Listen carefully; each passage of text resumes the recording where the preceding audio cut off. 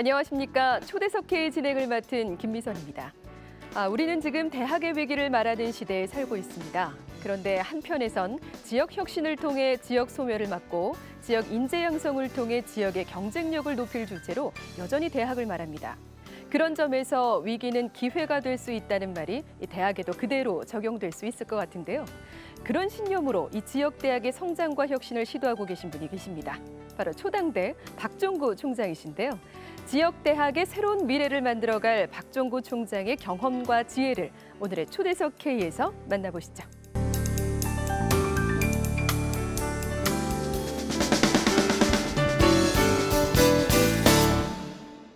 네, 총장님 안녕하세요. 예, 반갑습니다. 안녕하세요. 나와주셔서 고맙습니다. 예, 감사합니다. 예. 오늘 이렇게 좀 모셨으니까 예. 일단 총장님의 걸어오신 삶과 좀 특정한 어떤 부분들을 조금 먼저 좀 짚고 질문들 좀 드리도록 하겠습니다. 예. 우리 총장님 일단은 뭐 금호아시아나그룹 창업주인 박인천 회장님의 이제 아드님으로도 일단 뭐 살아오신 길이 유명하셨고요. 예. 경제계가 아닌 지금 학계에 이제 좀 뿌리를 내리고 계시는데 어떻게 삶이 좀 만족스러우십니까? 예, 저는 그 돌아가신 큰형님의 그 삶의 패턴을 좀 많이 네.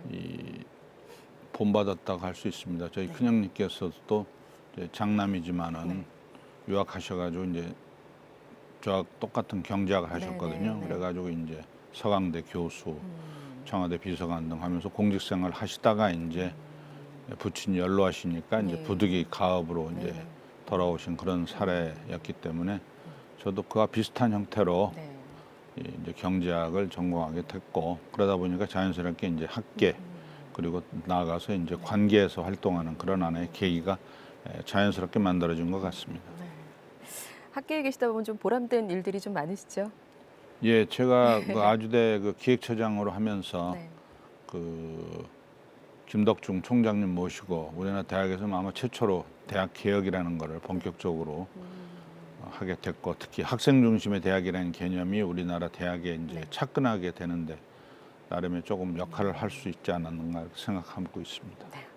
총장님 뭐 말씀하신 것처럼 아주대 그 경제학과 교수를 또 거치셔가지고 관료로도 좀 활약을 또 오랫동안 예. 하셨습니다. 좀 읊어드리도록 하겠습니다. 김대중 정부 때는 기획재정부 정부개혁실 공공관리단장으로 계셨고요. 또 노무현 정부 때는 국무조정실 정책차장으로 계셨고, 이명박 정부 때는 교육과학기술부 2차관을 지내셨습니다. 예. 그러다 2009년에 이제 다시 대학교로 오셨는데요. 예. 관료 경험을 하시면서 뭐 여러 가지들을 느끼셨을 거라고 생각을 합니다. 뭐 얻은 게 있으면 또 잃은 것도 있으실 텐데 뭐 어떠십니까? 예, 뭐 이런 거라면 아무래도 이제 학자로서 뭐 연구할 수 있는 시간이라든가 어떤 환경 이런 것이 좀뭐 이런 거라고 할 수 있고요. 얻은 거라면은 공직에 대한 봉사. 네. 공직이라는 것이 결국 전 국민을 대상으로 한 하나의 그 공공 서비스이기 네. 때문에 그런 의미에서 공익을 추구할 수 있는 그런 활동을 네. 할 수 있는 무대에서 한 12년간 열심히 일할 수 있었다는 건 저한테 개인적으로 굉장히 무한한 영광이었다고 생각합니다.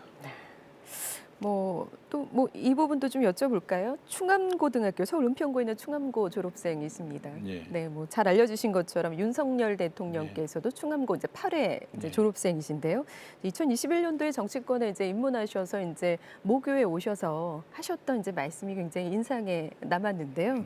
그때 이제 뭐 충암대의 저력이다라고 이제 뽑아주신 학계의 인물 중에 또 한 분이셨습니다. 네, 대표적인 인물로 김승우 순천향대 총장과 함께 박종구 총장님을 우리 충암고의 저력이다라고 이제 표현을 해주셨는데 정작 그 본인께서는 충암고의 힘 어디에서 나온다고 보십니까? 그 교훈이 성실근면이거든요. 아마 그 성실하고 근면하게 네, 일일신 우일신하는 그런 자세가 결국은 하나의 저력을 형성하는 하나의 계기가 되었던 것 같고, 윤석열 대통령도 그런 그 삶의 궤적을 통해서 거대한 그런 족적을 이룰 수 있었지 않았나 이렇게 생각하고 있습니다. 자, 우리 총장님 그 생활 패턴에 대해서 저희가 좀 미리 좀 조사를 좀 해봤습니다. 내외 신문을 매일 그 꼼꼼하게 7개를 읽으신다는 이야기를 좀 들었습니다. 특히 뭐 뉴욕타임스는 정독을 하신다고 들었는데요. 그럼 매일같이 이렇게 신문 뭐 보셔야 이유가 있으실까요?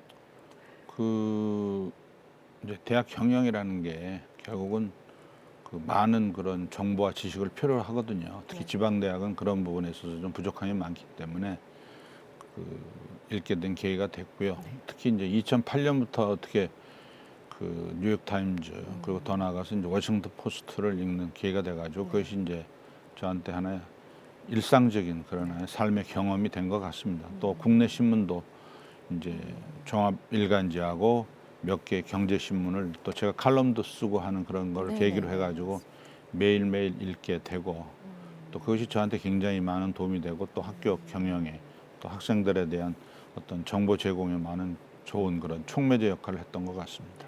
뭐 신문도 신문이지만 뭐 매년 100권의 독서를 읽겠다 이렇게 실천을 하고 계신 걸로 또 유명하시더라고요. 네. 예, 어, 그게 이제 코로나가 좀 반사적인 이득을 주었던 것 같습니다. 코로나가 예. 2020년에 다니까 사실 그 소통이라든가 회의라든가 이런 것이 거의 제한됐잖아요, 여행이라. 그러다 보니까는 결국 이제 자기만의 시간을 많이 갖게 됐고, 그러다 보니까 책을 좀 많이 읽게 되고, 특히 이제 네네. 그 자기 자신을 좀 돌아보는 역사 관련 책을 좀 많이 읽었던 그러시군요. 상당히 그 의미 있었던 개인적으로는 네. 시간이었다고 생각합니다. 추천해주고 싶은 혹시 책이 있으실까요? 뭐 역사 관련 책은 뭐 굉장히 많은데 금년에 읽은 책 중에 하나는 뭐 현대 중국의 탄생이라는 책이 있습니다. 청나라 시대부터 쭉 네. 최근에 이제 시진핑 시대까지 중국의 그 제국의 어떤 네. 발전 과정을 쭉 다룬 굉장히 거대한 그 개설서인데요. 아주 뭐 체계적으로 잘 작성이 돼서 아주 그 제가 열심히 읽었습니다. 그래서 저는 이제 책을 읽으면서 메모를 하는데 그때 그 메모해 놓은 내용이 A4로 거의 40페이지에 가까울 정도로 네. 상당히 정독을 했고 또 많은 사람들한테 그 책을 제가 추천하기도 했습니다. 우리 지금 사회 리더로서 보고 계신 또 후배들에게 뭐 책을 바탕으로 말씀해 주셔도 좋고요. 칼럼도 워낙 많이 기고하고 계시니까 이 시간을 통해서 한 말씀 해주시면 어떨까요? 예. 사실 우리나라가 이제 선진국에 진입했다고들 많이 얘기하고 많은 나라가 이제 우리나라를 주목하고 있는데 그거를 뒷받침해 주는 게 사실 지력이거든요. 독서력인데 그 점에 있어서 보면 우리가 통계적으로 좀 썩 만족스럽지 못합니다. 그 성인 독서량을 보더라도 OECD 국가 중에서 뭐 거의 제일 바닥 수준이고 많은 사람들이 생각만큼 책을 많이 안 읽거든요. 그래서 그 부분에 앞으로 국가 정책에 역점을 둬야 되지 않나 생각합니다. 잘 아시는 유명한 부자인 록펠러라든가 또는 카네기 같은 사람들이 굉장히 사회에 기여를 많이 했는데 특히 카네기 같은 경우는 말년에 자기 사재의 대부분을 지역 도서관을 만드는 데 썼거든요.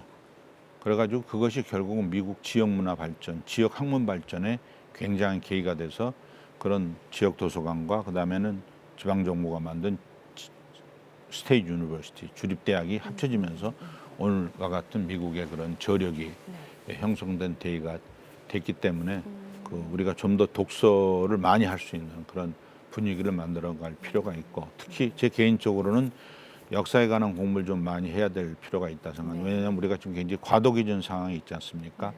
한국과 일본과의 관계, 한국과 미국과의 관계, 특히 우리나라하고 중국과의 관계, 또 러시아의 관계도 새롭게 등장하고 있어서 그런 부분에 있어서 역사에 대한 깊은 성찰이 필요합니다. 그래서 유명한 그 정치인은 역사책을 읽는 거는 지혜로운 일이다 이런 말을 한 적도 있는데 저는 개인적으로 되게 공감을 하고 있습니다. 그래서 그 역사 공부를 좀 더 강조하는 특히 너무 현대사를 강조하면 좀 위험하거든요. 현대사는 아직 그 정확한 성격이 규정이 안 돼 있기 때문에 과거의 역사 같은 걸 좀 체계적으로 우리가 공부할 수 있는 그런 중고등학교 또는 대학교의 커리큘럼 같은 것이 만들어지면 상당히 좋지 않을까 그런 생각을 하고 아무튼 많은 사람들이 책방을 가서 그 책을 사고 읽는 그런 문화가 형성이 됐으면 대단히 좋겠다 생각합니다. 뭐 그런 문화 공간 같은 것들도 많이 만들어지면 좋겠죠. 예. 네. 뭐 이제 제가 앞서도 말씀해 주셨지만 이렇게 바쁜 와중에 그 책을 읽으신 시간이 있을까라는 생각을 좀 해본 적이 있었습니다. 근데 어딘가에서 이제 답변을 해주실 때 시간을 낸다라는 거는 습관의 함수다라고 표현을 해주셨더라고요. 예. 네. 저는 어떻게 생각하십니까? 이 시간이 없어 예를 들어 책을 못 읽는다, 신문을 못 읽는다, 뭐 불가피하게 그런 면도 있지만 사실은 그게 습관하고도 많이 관련이 있습니다. 시간이 났을 때 네. 책을 읽는 그런 습관을 갖느냐 안 갖느냐가 좌우하는 거거든요. 그래서 제가 그 초당대 취임한 다음에 이 총장실에 있는 그 대형 TV 스크린을 없애버렸어요. 네. 있으면 자꾸 키게 되잖아요. 아, 네. 그래서 근무 시간 중에 텔레비를 안 보겠다. 그리고 그거를 서가로 바꿨습니다. 네. 그런 식으로 해가지고 이제 소위 독서하는 이제 책을 읽는 분위기. 왜냐면 그 총장이라는 게 책을 열심히 읽는 모습을 보여줘야 교수들도 따를 거고 학생들도 따르지 않겠냐 하는 예, 그런 측면에서 그런 노력을 했던 거고요. 아무튼 그런 그 독서 열풍이랄까 독서하는 자세 분위기를 만들어가는 게 대학의 어떤 그 질적 발전에 저는 대단히 중요한 역할을 한다고 생각합니다. 그래서 제가 우리 도서관장한테 늘 물어보는 것 중에 하나가 금요일 오후에 몇 명이 도서관을 이용하고 있느냐. 응? 사실은 금요일 오후에 몇 명이 이용하느냐가 굉장히 중요한 인디케이터가 되거든요. 맨날 24시간 도서관 뭐 열어달라고 주장을 해요.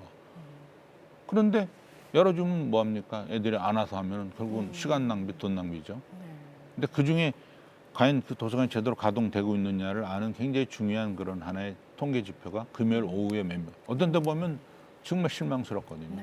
그러면 금요일 오후에도 애들이 책을 읽을 수 있는 분위기를 만들어야 된다. 그러면 애들이 흥미를 가질 수 있는 이북이라든가 오디오북이라든가 뭐 이런 거를 제공해야 될 거 아니겠어요?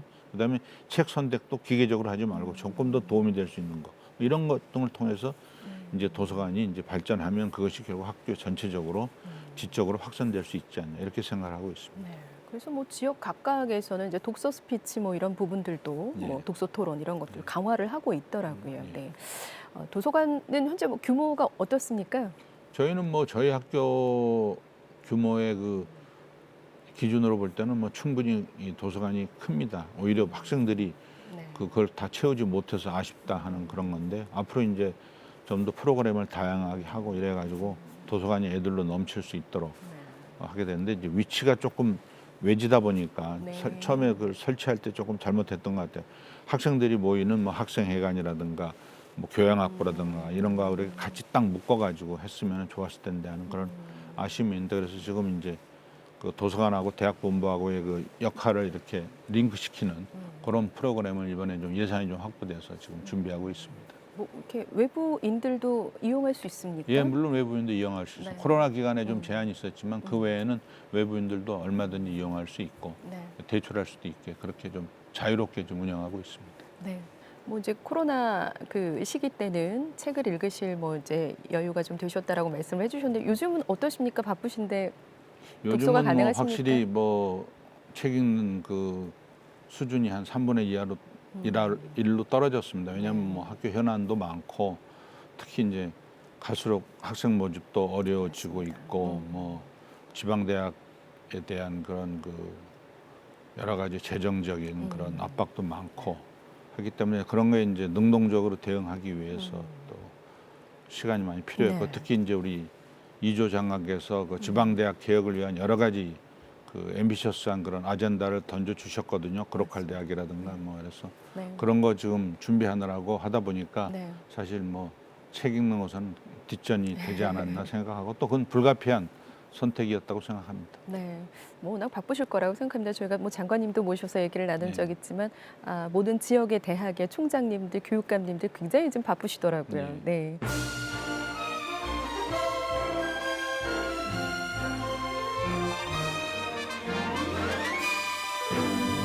자, 이제 뭐 그 초당대를 또 이제 맡고 계시기 때문에 초당대에 대한 이야기도 좀 궁금합니다. 네. 좀 여쭤보도록 하겠습니다.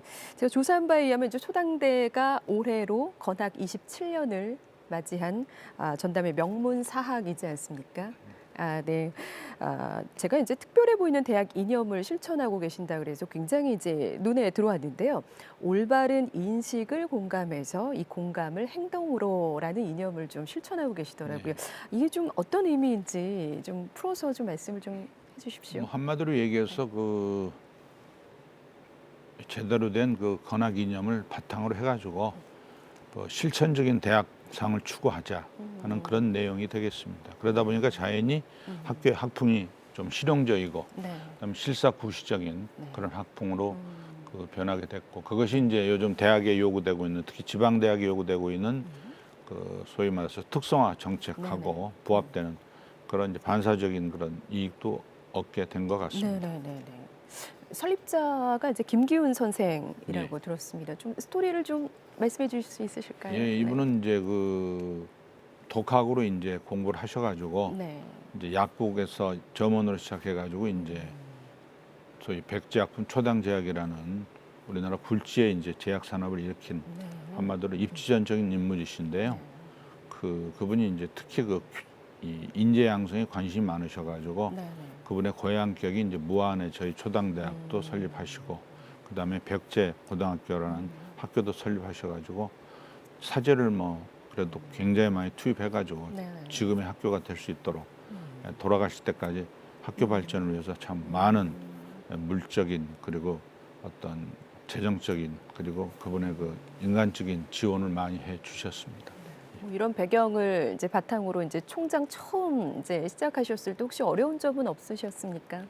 예, 제가 이제 2015년 3월에 이제 취임을 했는데 솔직히 저도 뭐 지방에 관해서 공부도 학자로서 하고 또 정책도 다뤄봐가지고 해서 지방에 대해서 지방대학에 대해서 좀 그래도 나름대로 식견이 있다고 생각했는데 막상 가서 보니까는 제가 알고 있었던 지식은 종이 위의 지식이었던 겁니다. 그래서 현실은 너무도 좀 각박하고 어려워가지고 사실 초반에 적응하는데 좀 어려움 많이 있었는데 뭐 그대로 이제 뭐 죽기 아니면 살기도 하고 하다 보니까 지금은 이제 나름대로 그 지방대학의 어떤 특성, 장점, 단점 이런 거를 좀 알게 돼서 그런 대로 좀 이 실사구시적인 정책을 추구하고 있다고 생각합니다. 네, 나름대로 뭐 많은 애정과 또 사제를 또 출연하시기도 하셨죠. 예. 네, 많은 노력하신 걸로 알고 있습니다.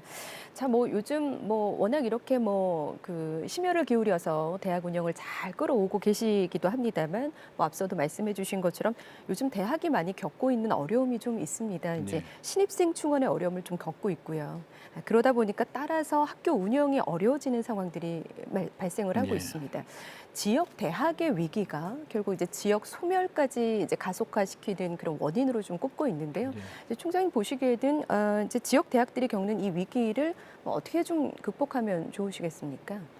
저는 지역 대학의 위기는 그 두 가지 측면이 있다고 생각합니다. 지역 대학 자체가 좀 제대로 대처하지 못한 그런 측면도 있고 또 구조적인 측면도 있습니다. 네. 그래서 지역대 스스로 변화하고 혁신하고 구조정해야 될 건 이제 열심히 하고 예. 또한 이제 구조적인 요인 같은 경우는 대표적인 게 수도권으로의 학생의 그 유출 현상이 참 굉장히 심각하거든요. 그건 맞습니다. 네. 지방 대학 차원으로 해결하기 어려운 문제고 또 학령 인구가 뭐 무섭게 감소하고 있지 네. 않습니까? 그래서 그런 문제도 또 어느 특정 대학이 해결하기 어려운 문제가 있기 때문에 이 부분은 지방에 있는 대학 그리고 지방 정부 더 나아가서 중앙 정부가 삼자 일체로 힘을 합쳐가지고 예. 해결해 나가지 않으면 안 되는 상당히 복잡 미묘한 그런 이슈라고 생각합니다. 이 지역의 위기를 조금 감소시키기 위해서라도 대학에서 이제 뭔가 뭐 자그마한 프로그램부터 이제 시작을 해야 될 것 같은데 어떤 부분들을 좀 시행하고 계십니까? 저는 그 이제 아까 우리 사회자님 말씀처럼 이제 신입생 모집이 굉장히 어려움이 많이 있지 않습니까? 네. 그래서 요즘 제가 이제 역점을 두는 것 중에 하나가 이제 하는 겁니다. 그래서 예산이 충분치는 않지만은 최대한 학생들이 원하는 그런 분야에 네. 우선적으로 예산을 뭐 투입한다. 는데 역점을 두고 있습니다. 예를 들어 학생들 경우 뭐 학생들이 이용하는 카페 하나만이라도 조금 네. 더 모던한 거 이런 걸 희망하거든요. 근데 와이파이 같은 것이 제대로 되고 네. 또는 노트북 같은 것이 제대로 잘 가동될 수 있는 이런 실용적인 것들을 학생들이 되게 원하기 때문에 그런 것들이 좀 원활하게 학생들한테 제공될 수 있고 학생들이 거의 비용 부담 없이 느낄 그런 거를 활용할 수 있는 넓은 의미의 학생 복지, 학생 만족도 제고 이쪽에 사실은 저희 정책에 역점을 많이 두고 있습니다. 네. 실용 중심의 대학이 바로 초당대다. 이렇게 예, 얘기해 뭐 주시는 것 같습니다. 네. 그렇습니다. 뭐 외국인 유학생을 또 유치를 하신다고 들었는데요. 뭐 잘 진행이 되고 계십니까? 예, 저희 뭐 요즘 뭐 외국인 유학생 없이는 지방 대학이 뭐 살아남을 수 없을 정도로 비중이 커지고 있는데요. 사실은 과거에는 제가 이제 부임했을 때는 거의 중국 유학생 일변도였어요. 그러다가 이제 노력해가지고 요즘 베트남 학생이 더 많아졌습니다. 네네네. 근데 이제 최근에는 이제 인도네시아, 뭐 필리핀, 태국 등 그다음에 이제 소위 뭐 우즈베키스탄이나 네네. 카자흐스탄 같은 소위 탄자 붙은 나라들, 중앙아시아의 나라들 이런 쪽으로 확대하고 있는데 비교적 잘 진행이 되고 있어가지고 네. 그것이 이제 재정적으로도 도움이 되고 특히 그 대학이 중요한 게 그 구성의 다양성이지 않습니까? 그런 면에서도 상당히 그 이 소위 말해서 시너지 효과가 나오고 있다고 생각합니다. 그렇게 어쨌든 학생들의 그 선호를 받을 수 있는 학교로 좀 자리를 잡아서 결국 또 마지막에는 취업으로 또 연결을 예. 또 시켜주셔야 될 텐데 초당대가 이제 작지만 강한 대학, 예. 특히나 이제 그 취업이 굉장히 강한 대학으로 예. 네, 알려져 있습니다. 이를 위해서 또 이제 어려운 결정도 하신 적 있으시죠? 학과 통폐합 그리고 예. 또 높은 강도의 구조 조정을 또 시행하신 걸로 알고 있는데 뭐 이때 뭐 많은 일들이 좀 있었을 거라고 생각을 합니다. 뭐 어떻게 대응을 하셨고 또 극복은 어떻게 하셨는지 궁금합니다. 예, 뭐 한 8개 이상 학과를 이제 통폐합해가지고 사실 고통이 많이 있었습니다. 그래서 지금도 뭐 그 고통을 겪고 있는데요. 그 결국은 사회적 수요에 맞춰서 대학도 변신하자면 안 되기 때문에 어쩔 수 없이 하나의 불가피한 선택이라고 이해해 네. 주시고 이제 그로 인해 발생하고 있는 부작용 내지는 어려움 그걸 요즘 여러 가지 다각적인 각도로 재정적인 측면에서도 그렇고 또는 인력 활용 측면에서도 그렇고 해서 지금 네. 그런 보완책을 마련해 나가고 있습니다. 학부를 사실 없앤다는 것이 굉장히 가슴 아픈 일이셨을 수도 있을 것 같습니다. 총장으로서. 네. 혹시 뭐 이 학부는 참 많이 안타깝다라고 이렇게 좀 기억에 남는 학부가 있으실까요? 예, 뭐 여러 학과들이 뭐 사실 다 그 범죄에 포함시켜서 요즘 이제 그 부분을 좀 다시 재구성하는 네. 그런 노력을 하고 있고요. 특히 이번에 이제 그 이조 장관께서 이제 그 소위 그로컬 프로그램 같은 걸 하면서 이제 뭐 항공학 대학 같은 경우는 이제 네네. 통으로 음. 이제 학과 구분 없이 네네. 소위 학과 장벽 없이 모집하는 이제 그런 식으로 이제 발전해 나가면서 이제 학과 간의 어떤 그 시너지 효과를 노리는 그런 것들로 지금 네. 이제 한 단계 업그레이드 해 나가고 있습니다. 네. 예. 모든 뭐 대학 학부가 다 자식처럼 느껴지실 겁니다. 근데 예. 말씀하신 것처럼 그래도 좀 대표 학부가 있으실 텐데 지금 얘기하셨던 뭐 항공학과를 예. 비롯해서 또 뭐가 있을까요? 예, 항공은 뭐 당연히 운항이나 정비, 뭐 드론 서비스 있고요. 그 다음에 이제 간호. 저희가 이제 200명, 한 학년 200명이 넘는 상당히 네. 메머드급 이제 간호학과를 갖고 예. 있거든요. 그리고 시설도 다양하게 갖추고 있고 또 취업률도 되게 좋습니다. 네. 특히 이제 작년에는 100% 이제 국가고시 합격률도 네. 기록했기 때문에 간호학과에 뭐 굉장히 역점을 두고 있고요. 또 저희가 그 조리 명문이라는 소리를 듣고 있습니다. 네. 그래서 그 조리 관련 2개 학과를 이번에 통합하기로 했는데 그 부분 또 역점을 두고 있고 나머지 과들은 이제 학과 수는 적지만은 각기 나름의 고유의 경쟁력을 갖는 말씀하신 작지만 강한 대학 그리고 의사결정이 빠른 대학 네. 이런 걸로 저희는 승부를 걸고 있습니다. 국제화 분야에도 좀 출중한 어떤 그런 교육이 좀 이루어지고 있다고 들었습니다. 뭐 대학이 가지고 있는 뭐 여러 가지 좀 그 특징을 좀 장점을 좀 소개해 주시죠. 이제 뭐 저희가 뭐 여러 가지 프로그램이 있는데 아마 가장 대표적인 것이 이제 글로벌 챌린지라는 프로그램일 것 같습니다. 이건 이제 뭐 매년 한 200명 정도 학생이 다 여러 나라에 가서 다양한 체험을 하게끔 이제 예산 지원을 해줘가지고 네네.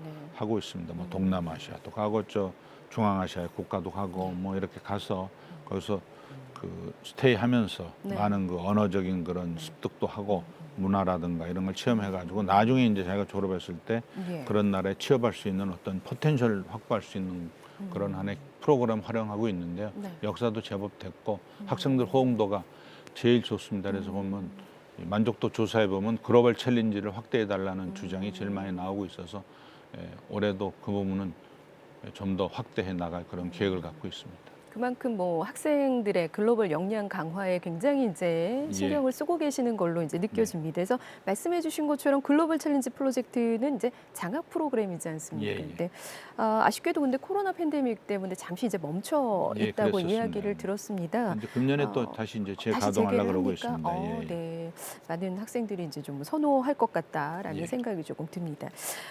뭐 이제 그래서인지 뭐 어쨌든 취업으로 오직 학생들만을 위한 성 성장, 뭐 발전, 취업 이런 쪽에 이제 촉각이 열려 있으신 것 예. 같은데요. 그래서일까요? 뭐 학과장으로부터 매일같이 취업 현황을 보고받으신다라는 이야기도 좀 들었습니다. 아니 어떠십니까? 그 정도는 아니지만요. 아무튼 네. 그 취업이 굉장히 중요한 네. 그런 지표지 않습니까?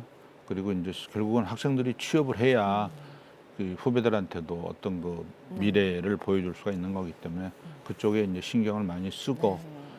그래서 가급적이면 이제 프로그램도 취업에 도움이 될 수 있는 그런 과목도 개설을 하고 취업 특강이라든가 외부의 취업 전문가 네. 네. 영입해가지고 이제 그 취업을 어떻게 준비할 것인가, 네. 면접을 어떻게 준비할 것인가 하는 그런 실용적인 그런 교육을 많이 시키려고 노력을 많이 하고 있고 네. 그런 것이 또 일정 부분 취업률 향상으로 네. 이어지기도 하고 있습니다. 그만큼 정말 열정적이시다라는 이야기를 좀 드리고 싶었습니다.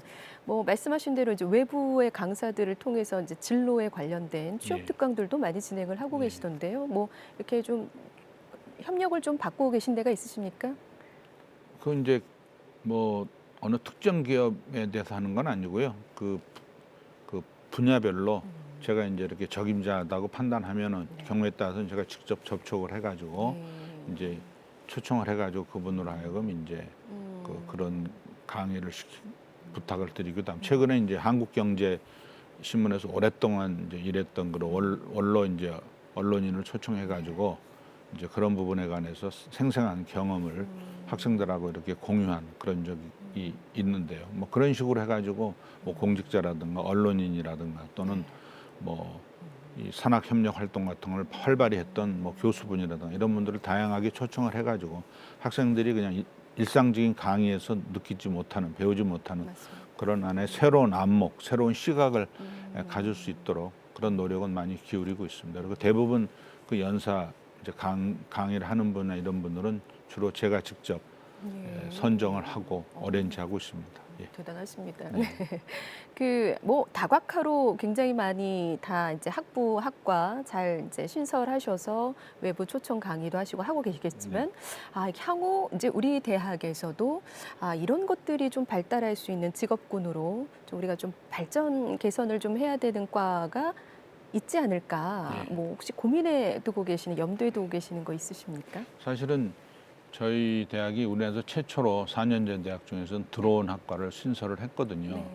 그런데 이제 기대했던 만큼 그게 지금 발전을 못했습니다. 그래서 그걸 한번 재도약시키는 그런 걸 해야 될 것 같고, 그 다음에 이제 간호에서도 응급 간호라든가 이렇게 요즘 이제 그런 부분에 대한 수요 같은 것들이 많이 네네, 늘고 맞습니다. 있지 않습니까? 네네. 그래서 이제 그런 부분 같은 것 쪽, 그 다음에 또 특히 지역 간호, 그거가 이제 앞으로 강조되는 부분이기 때문에 기존의 간호학과에서 뭐 지역 간호를 좀 독립시킨다든가 하는 네네. 그런 식의 어떤 창조적인 변화 이런 거를 모색하고 있습니다. 뭐 말씀해 주셨지만 그 이제 간호학과 쪽에서도 좀 저희가 뭐 눈여겨 볼 수 있었던 부분들이 바로 이제 심폐소생술 예. 교육센터를 좀 문을 열었다는 또 예, 소식을 좀 들었습니다. 뭐 사실 12구 참사 이후에 그 심정지 환자들의 그 응급처치에 관련 교육에 많은 분들이 지금 주목을 하고 네. 있거든요. 학교 안에 뭐 이런 부분들을 이제 하신 뭐 좀 구체적인 어떤 의도나 이제 의미 같은 것들도 좀 소개를 그 해주시면 이제 좋을 것 같습니다. 말씀하신 대로 네. 예, 공익적인 목적에 부합하는 측면이 하나 있고요. 네. 또한 우리 간호학과의 어떤 자랑할 만한 네. 대표적인 프로그램을 육성하기 위한 것이고 또 이것이 삶이냐 죽음이냐를 결정하는 굉장히 크리티컬한 그런 네. 기회를 제공해야 되지 않습니까? 제가 한창 전이지만 코넬대 학생이 수영을 못해가지고 결국 익사한 사건이 있었어요. 그래서 그다음부터 코넬 대학에서 네. 수영 과목을 굉장히 강조했다는 제가 기사를 읽은 적이 있는데 심폐도 마찬가지지 않습니까? 맞습니다. 그걸 아는 사람은 살 수 있는 거고 전혀 모르면 굉장히 심각한 상황에 빠질 수도 있기 때문에 이 부분은 공익적 목적이라는 측면에서도 당연히 강조해야 될 그런 기능이라고 생각합니다. 학생들 입장에서는 이 캠퍼스 안에서 안전이 우선으로 이제 예. 각성이 되니까 더 좋을 것 같다는 예, 생각이 좀 실제로 듭니다. 고등학교 학생들이 저희 학교 방문하면서요, 그 심폐소생술 그 실습하는 걸 보고 싶다고 해가지고 저희가 보여준 적도 있고 그렇습니다. 그 정도로 이제 이것이 굉장히 중요한 네. 그런 자기 어떤 생명의 맞습니다. 보호 장치로서 의미가 있는 것 같습니다. 굉장히 큰 본보기가 되는 이제 기관이 됐을 것 예. 같다라는 생각이 좀 듭니다. 뭐 이제 앞서 했던 이야기를 좀 이제 연결해서 이야기를 한다면은 글로벌 그 역량 강화에 학생들한테 굉장히 심혈을 기울이고 계신다고 말씀을 예. 하셨습니다. 그래서 최근에 미국의 또 메리우드 예. 대학교와 또 교류 협력을 체결하시지 않으셨습니까? 그 우리 학생들이 어떤 혜택을 좀 구체적으로 보게 될까요? 그 대학은 이제 그 금년 3월에 체결했는데요. 미국 펜실베니아 대학 주에 있는 이제 학교인데 주로 간호 관련 쪽이 굉장히 강합니다. 그래서 저희도 이제 간호 쪽이 국내에서만 머물면 안 되겠다. 그래서 이 글로벌 챌린지 프로그램 일환으로서도 하였지만 매년 정기적으로 학생들을 이제 외국에 보냈는데요. 그 대학하고 좀 더 긴밀히 협력을 해서 훨씬 많은 학생을 그리고 훨씬 긴 기간, 과거는 한 2주였는데 이제는 한 4주 정도로 가서 제대로 교육을 받을 수 있도록 그러면서 또 언어 갭도 좀 극복할 수 있는 그런 걸로 해서 좀 앰비셔스하게 그걸 해보려 그러고 있습니다. 시야가 더 넓어지고 예. 기본적인 전문 과정에서 벗어나서 예. 훨씬 더 이제 내공이 깊은 학생들이 그렇습니다. 이제 배출이 될 수 있을 것 예. 같습니다. 뭐 말씀해 주셨지만 또 이것도 여쭤보겠습니다. 학생 성공 페스티벌. 이거 참 목적성이 예. 굉장히 또렷하더라고요. 지역 사회와 대한민국에 기여할 수 있는 인재를 우리가 좀 발굴을 해보자.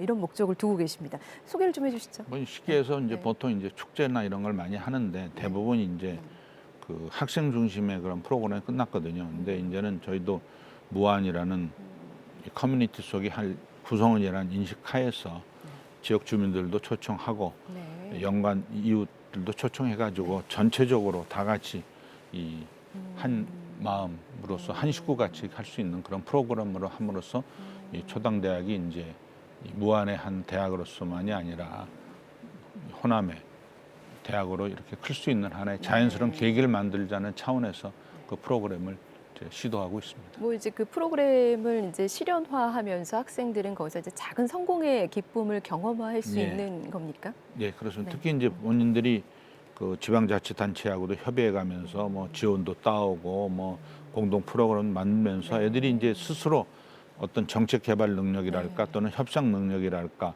뭐 이런 것들을 이렇게 개발할 수가 있기 때문에 그리고 속된 말로 세상이 참 어렵다 말처럼 쉽지 네. 않다는 그런 체험도 하게 되고 그렇죠. 네. 하기 때문에 그런 면에서는 굉장히 여러 가지 다각적인 그런 부수적인 효과도 기대하고 있습니다. 네. 체험형으로 예. 미리 이제 뭐 느껴보는 시간이어서 학생들에게는 정말 좋지 않을까라는 예. 생각이 좀 듭니다.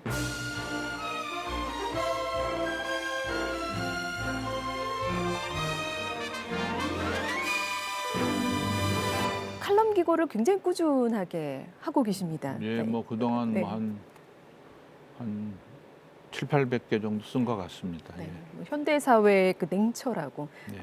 날카로운 또 통찰을 좀 보여주고 계신데 이제 최근에 우크라이나 전쟁을 21세기에서 가장 추악한 전쟁이다라고 이제 규정을 하셨습니다. 예. 그렇게 표현하신 또 이유가 있으실까요? 왜냐하면 제2차 세계대전 이후에 유럽에서 이 우크라이나 전쟁 같은 대규모의 전쟁이 발생한 건 처음입니다. 또 그것도 유럽의 그 맹주적 역할을 한 그 러시아가 그 특별한 이유 없이 주도적으로 하면서 지금 지구촌이 막 격동하고 있지 않습니까? 그래서 이 우크라이나 전쟁은 굉장히 비극적인 전쟁이고 이것이 더 비화될 소지도 있고 하기 때문에 빠른 해결책이 필요하다는 점에서 우크라이나 전쟁을 강조했습니다. 뭐 사실 뭐 전쟁이라는 게 이제 시작은 쉽지만 네. 끝내는 것은 정말 어려운 일이지 네. 않습니까? 이 전쟁의 뭐 종결에 대한 해법 뭐 어떤 걸로 좀 보십니까? 저는 뭐 전쟁을 전쟁으로 종결한다는 건 이제 불가능할 것 같고요. 왜냐하면 소위 러시아가 핵을 갖고 있기 때문에 또 나토도 그렇기 때문에 그거는 이제 우리가 선택할 수 있는 초이스는 아니라고 생각하고요. 결국은 상당한 시간이 걸리겠지만 아무튼 인내심을 갖고 협상을 해가면서 서로가 이제 윈윈 또는 서로의 손실을 최소화할 수 있는 방안으로 결국 외교적으로 풀어갈 수밖에 없지 않느냐. 그렇기 때문에 이제 시간이 걸린다 이런 생각을 하고 있습니다. 뭐 이제 말씀을 너무 잘해 주셔서 저희가 또 이제 마무리를 네. 짓는 이제 또 질문을 좀 드리면서 끝내보도록 하겠습니다. 사실 좀 우리 사회의 문제라면은 지금 요즘 최근에 가장 많이 이제 이 부분을 논할 수 있을 것 같습니다. 저출산에 대한 문제일 텐데요. 네. 총재님께서는 이제 초저출산의 문제를 나라를 망하게까지 하는 이 국난이다라고까지 이제 표현을 또 해주셨습니다. 어떻게 그렇게 보십니까? 네, 어떻습니까? 저희가 그 소위 합계 출산율이 0.78명으로 소위 뭐 세계에서 거의 꼴찌 수준이지 않습니까? OECD 국가에서는 당연히 꼴찌고요. 네. 뭐 이래 갖고는 미래가 없는 거죠. 그러면 저출산, 소위 이제 1명 미만을 초저출산이라는데 초저출산은 반드시 생산 인구 감소로 이어지고 그렇게 되면 이제 좀 생산성 저하 이런 걸로 쭉 이어지면서 이제 저성장을 뭐 불가피하게 만드는 거거든요. 최근에 이제 일본하고 중국도 이제 똑같은 현상을 겪고 있는데 우리가 그 중에서도 제일 심각하거든요. 세 나라 다 인구가 감소하지만 우리가 제일 감소폭도 빠르고 이러기 때문에 이 부분에 관한 획기적인 대책이 나와야 되고 그 부분 중에 하나로 최근에 이제 제기되고 있는 것이 이민개혁이지 않습니까? 한동훈 법무부 장관이 이민개혁은 과거 이승만 대통령의 농지개혁에 준한 대대적인 개혁이다 하는 저도 개인적으로 공감을 하고 있습니다. 그래서 부족한 인력, 우리가 결국은 생산해야 먹고 사는 나라지 않습니까? 자원이 없기 때문에 그런 면에서 이제 그 이민 문제는 사치스러운 그런 논의 소재가 아니라 정말 우리 생존과 직결될 수 있는 부분이기 때문에 실제로 지방 공단 같은 데 가보면은 공장은 있는데 사람이 없어가지고 놀리는 경우를 제가 많이 목격을 하거든요. 그분들 요구는 딱 하나입니다. 일할 수 있는 사람을 좀 제공해 달라. 근데 우리 젊은이들이 안 가잖아요. 못 가잖아요. 그렇기 때문에 그 갭을 얼마나 빨리 메꿔줄 수 있느냐에 한국 경제의 미래가 달려 있다고 생각하기 때문에 그 부분에 우리 전 국민의 특히 지식인의 지혜가 집중돼야 된다고 생각합니다. 전남 무안도 좀 많이 그렇죠. 그렇습니다. 무안, 영광, 목포 쪽이 다 연관이 되는데 다 그 인력 부족으로 인해 가지고 뭐 공단이 제 역할을 못 하고 있거든요. 예. 안타까운 현실입니다. 이제 지역사회가 함께 힘을 모아서 뭔가 이제 대책을 내야 될 텐데요. 좀 건의하고 싶으신 게 좀 있으실까요? 과거 폴리텍에 있을 때도 특히 좀 이제 중소기업 사장분들 또 인사 담당자분들하고 만나면 제일 많이 얘기하는 게 뭐 세금 문제, 뭐 규제 완화 문제가 아닙니다. 인력 문제입니다. 자기 공장을 100명, 150명 되는 공장을 효율적으로 가동할 수 있는 그런 기술 인력을 좀 잘 제공해 줄 수 있는 그런 교육 시스템 이런 것들이 필요하다는 얘기를 제가 많이 듣는데 우리 그런 면에서 우리 대학뿐만 아니라 정부도 좀 관심 갖고 인력 양성에 특히 그 기술 인력 양성에 굉장히 많은 노력을 기울여야 된다고 생각합니다. 맞습니다. 뭐 이제 여쭤보고 싶은 것들은 상당히 좀 많습니다. 네, 시간이 허락이 된다면 제가 좀 추가 질문을 조금 드릴까 하는데 뭐 얼마 전 또 흥미로운 기사를 좀 봤습니다. 전남 무안군과 초당대가 함께 이제 하는 운영 방안인 것 같습니다. 대학생 그 농촌 봉사 활동을 활성화하자. 그래서 이제 학점 이수로 이거를 좀 반영을 하자라는 이야기를 하셨다던데 어떻게 이런 생각을 좀 하셨습니까? 왜냐하면 이제 예를 들어 무안 같은 경우 뭐 마늘 파종이라든가 뭐 이런 것들이 굉장히 중요하거든요. 근데 이것도 역시 인력이 없는 거예요. 80 대신 할머니 할아버지들이 하는 데는 한계가 있고 하기 때문에 그런데 우리 학생들이 거기에 참여해가지고 자기 좋은 체험도 하면서 또 그것이 하나의 자기 그 공부의 학점으로 연결되고 하면 그걸 일석이조 아니냐 이런 식으로 해서 뭐 자연스럽게 그런 식으로 그런 프로그램들이 만들어졌습니다. 반응이 좋습니까? 예, 반응이 좋습니다. 뭐 다양한 뭐 재능 기부도 좀 이렇게 이끌어내겠다라고 하셨는데 뭐 또 계획하시는 게 있으시다면 좀 뭐 초당대에 대해서 오늘 소개해 주시고 자랑해 주시는 시간일 수도 있으니까요. 또 말씀 부탁드리겠습니다.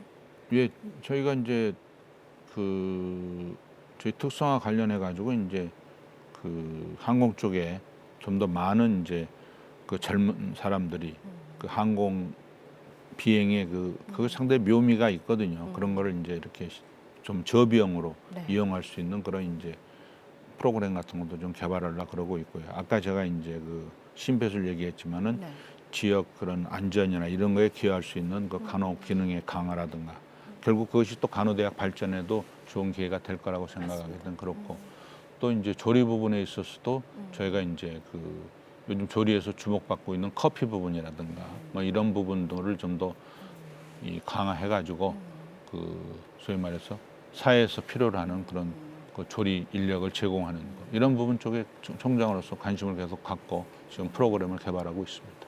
서울 경기권에 있는 대학들과 비교를 해봤을 때 좀 뒤처지지 않을 예. 네, 이제 이런 정책을 좀 커피 가져가시는 같은 것이 이제 맞습니다. 하나의 그런 네. 아이템이 아니냐 네. 이렇게 생각하고 있습니다. 운영책이 상당히 다양하고요. 예. 네, 굉장히 흥미롭습니다. 예. 네. 자, 오늘 뭐 이렇게 좀 마무리를 좀 접어야 될 것 네. 같은데요. 함께하면서 정말 제가 많은 것들을 좀 느꼈습니다. 네, 다시 좀 감사합니다. 하고 계시는 이 일들에 대해서 열정적인 부분을 저희가 좀 배워가야 하지 않을까라는 생각도 들었는데요. 초당대의 이제 총장으로서 앞으로 계속 하실 거고 또 사회 또 리더로서도 계속해서 남아주셔야 될 텐데 앞으로 뭐 이제 시청자분들에게 나의 비전은 이렇습니다. 뭐 계획이 있으시다면 또 한 말씀 부탁드리겠습니다. 그 초당대는 이 중규모 지방대학입니다. 그렇기 때문에 일단 그 지역에 기여하는 대학으로서의 어떤 자기 정체성을 분명히 하고 그렇지만 또 국가가 필요로 하는 공공적 수요에 부응할 수 있는 그런 여러 가지 역할을 절대로 소홀히 하지 않겠다. 즉 국민들로부터 그 존경받을 수 있는 그런 대학으로서 계속 커나가겠다 하는 것이 제 소망이고 그렇게 하기 위해서 최선을 다하겠습니다. 더 많은 학생들이 지원하셔야 될 텐데 예. 뭐 학생들에게 어필하고 싶으신 이야기 있으실까요? 그러니까 아까 말씀드린 것처럼 학생들이 와가지고 즐길 수 있는, 만족할 수 있는 학생 복지를 극대화할 수 있는 대학을 만들겠다. 네. 예? 20년씩 된 엘리베이터가 아니라 가장 최신의 엘리베이터를 제공해 줄 수 있는 그런 대학을 만들겠다 하는 게 제 꿈입니다. 아직 근데 모르고 있는 학생들도 또 있는 것 같습니다. 네, 이제 뭐, 초당대에 대한 예. 네, 이 브랜드성을 높이기 위한 홍보 방안도 좀 높이고 계십니까? 예, 뭐 오늘 뭐 이 프로그램도 그거 일환이라 할 수 있고 제가 이제 꾸준히 그 칼럼을 쓴 것도 사실은 이제 그 사회 오피니언 리더들이 주로 칼럼을 많이 읽으니까 네. 그런 분들에 대한 이제 홍보적인 측면도 있고 근데 좀 더 대중적인 그런 홍보 강화 노력을 기울여야 될 때가 됐다는 생각도 하고 있습니다. 고맙습니다. 오늘 많은 말씀 저희가 귀담아 듣도록 하겠습니다. 나와주셔서 고맙습니다. 예, 고맙습니다. 고맙습니다. 예. 초당대 박종고 총장과 함께한 초대석 K 어떠셨습니까? 저는 능서불택필이라는 옛말이 떠올랐는데요.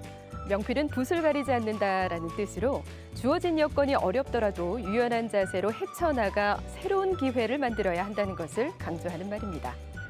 지역대학의 어려운 현실 속에 갇히기보다는 도전과 혁신을 통해 새로운 미래를 열어가는 박종고 총장님, 지치지 말고 달려나가시길 저희가 기원하겠습니다. 앞으로도 초대석 K는 위기 속에서 기회를 만들어가는 우리 사회 리더들과 계속 함께하겠습니다. 지금까지 초대석 K 김미선이었습니다.